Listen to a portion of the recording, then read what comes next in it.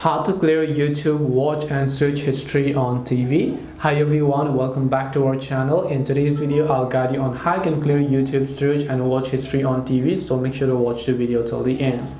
In order to clear your YouTube search and watch history on TV, it's actually quite simple to do so, because all you have to do is go ahead and then first of all open the YouTube application here.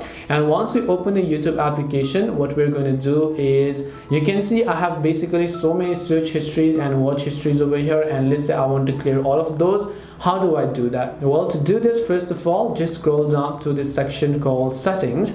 Once you go to settings, just click on the right hand side, and then over here you can just see these options over here called history and data. Under history and data, you have your watch history and you have your search history. So if you want to clear your watch history, click on clear watch history. On the right hand side, select clear watch history and then click on OK. Once you've done that, you can see clear search history. Again, click on clear search history and then click on OK.